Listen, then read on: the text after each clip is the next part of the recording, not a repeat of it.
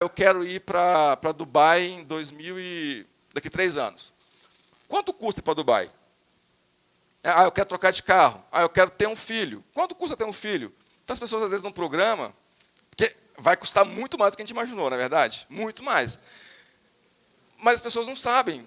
Precisa ter isso. Precisa saber quanto que você gasta e quanto que você vai gastar realizando os sonhos que você quer. O terceiro pilar tem a ver com a educação. As pessoas ricas, elas treinam, elas estudam. Saiu uma estatística aí que nos Estados Unidos os CEOs, em média, leem 60 livros por ano. Tem gente aqui que vai morrer e não vai ler 60 livros na vida inteira. Não é, tio? As pessoas leem pouco. Né? Então, as pessoas milionárias, elas se educam, elas estão sempre lendo, sempre se atualizando. O número 4, que aí entra exatamente no investimento, que é aonde a gente quer chegar, e eu já vou colocar aqui o número 5, essa palavrinha aqui, mindset. O que é mindset? É você ter um conjunto de pensamentos na tua cabeça de uma pessoa rica também. Se o cara ele quer fazer natação e ser um campeão olímpico, cara, ele tem que copiar o mindset do Cielo. Entende? Aí o cara está lá num momento de dificuldade e ele fala assim, o que o Cielo faria neste momento? O que ele pensaria? Então, às vezes, quando eu estou lá, eu falo, e aí, o que eu faço? Esse final de semana mesmo, a bolsa caiu para caramba, e eu passei o final de semana assim, olhando assim, cara, qual papel eu compraria na segunda-feira? Aí fiquei pensando, fazendo umas contas aqui e tal, não sei o que para lá. Aí eu perguntei esse cara, o que o Warren Buffett faria aqui?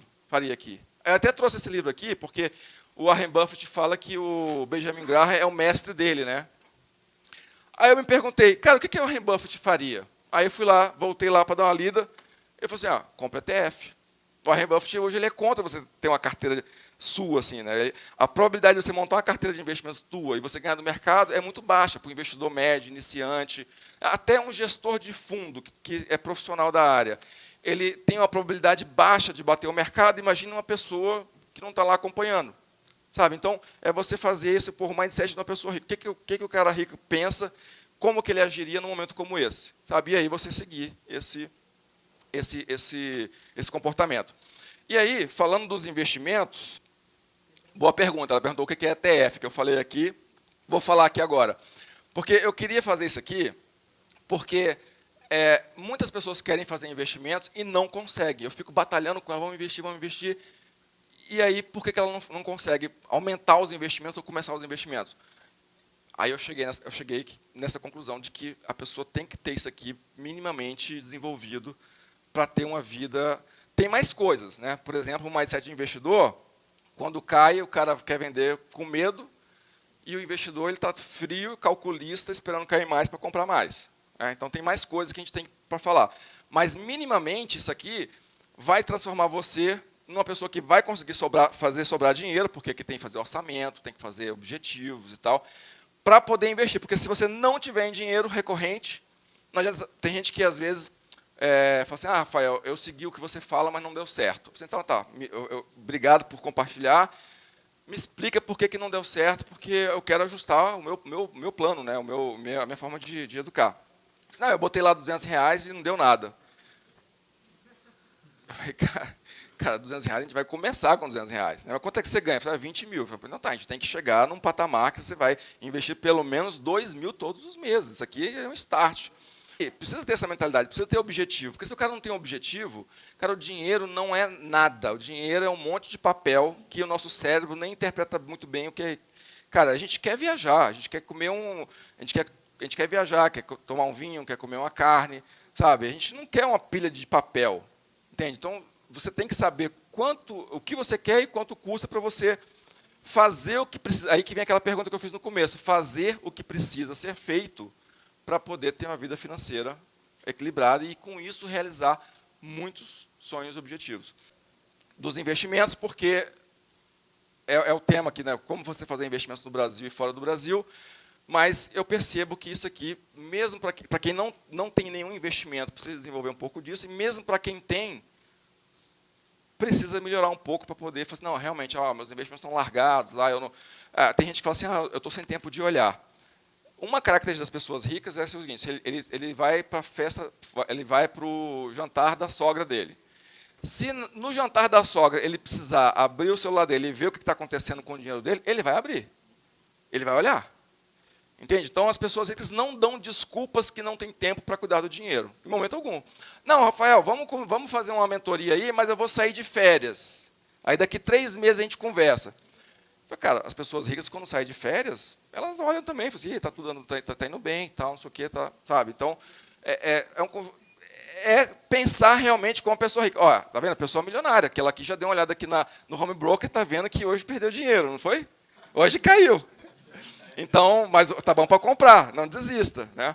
Então vamos falar um pouco de investimentos. Então aqui eu falei de algumas classes de ativos que a gente tem que ter sempre na nossa carteira, porque é um erro muito grande você começar a pegar assim, uma informação que você pega na internet, no YouTube, no Facebook, e começa a montar aquela carteira, não tem a ver com você, não tem a ver com o seu porquê também, você não sabe porque está ganhando dinheiro, está juntando, e você acaba fazendo bagunça. E você não monta uma carteira conforme os grandes mestres das finanças ensinam. Né? O David Swensen, o Benjamin Graham, o George Soros, John Templeton e muitos outros. Diversificação é uma palavra fundamental para quem começa nos investimentos. Você nunca vai pegar assim, vou começar a investir hoje. Então, como eu vou começar do zero, eu vou começar com ações da Petrobras. Não, está errado. Você está comprando... Todo o seu patrimônio pode ser de R$200, 200 mil, 2 milhões, está numa única empresa. Nunca, jamais faça isso. Sempre. E hoje a gente tem mecanismos para diversificar nossa carteira de uma forma assim, muito simples e instantânea, que é onde entram os ETFs, viu, Tânia? Os ETFs, daqui a pouco eu vou falar sobre isso, é onde entra uma forma fácil da gente diversificar a nossa carteira de ações. Tá? O ETF é justamente um fundo que já tem um monte de ações ali dentro, que facilita a sua decisão de investir em ações. Aqui, antes de vir para cá, eu pedi para alguns amigos, clientes do ano passado, falei assim, olha, me manda aí o resultado que você teve de rentabilidade para mostrar. Né? Aqui são resultados que a gente teve o ano passado, resultados reais de pessoas, inclusive tem alguns que estão aqui que eu pedi, tem gente de São Paulo, do Paraná e tal. Você vê, o ano passado, 2019, uma carteira de investimentos como aquela, que rendeu 40%, está aqui, 39, alguma coisa, 15, alguma coisa e 20%, 19,45%. E aí a gente entra num conceito, um pouco assim de taxa de juros, que todo mundo sabe o que é Selic. Quem não souber pode levantar a mão, que eu vou explicar rapidamente. Sabe ou não sabe? Não sabe. Tá, então a gente tem uma taxa de juros básica definida na economia, definida pelo Comitê de Política Monetária e divulgada pelo Banco Central. É a taxa que rege tudo que você... Tudo vem daí, né? E essa taxa de juros, há uns anos atrás, estava 14,25%, porque a gente tinha inflação alta, crise, etc. E hoje ela está em 4,25%. Então, se você investir o seu dinheiro a essa taxa, você vai ter 4,25% ao ano, que você pode ter essa taxa lá comprando um Tesouro Selic, por exemplo. Você vai lá no Tesouro Selic, compra um Tesouro LFT, Tesouro Selic, você vai ter ali uma rentabilidade de 4,25% ao ano.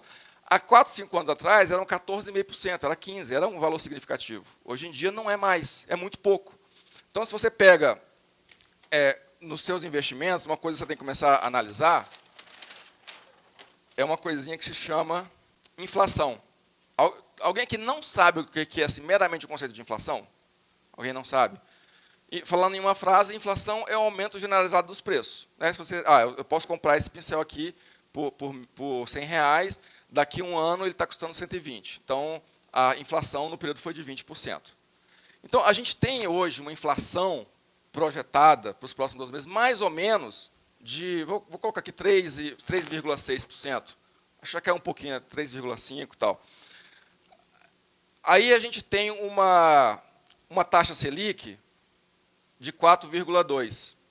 Então, se você investe a 4,2%, vai pagar imposto de renda, tirando a inflação, cara, seu dinheiro não deu nada.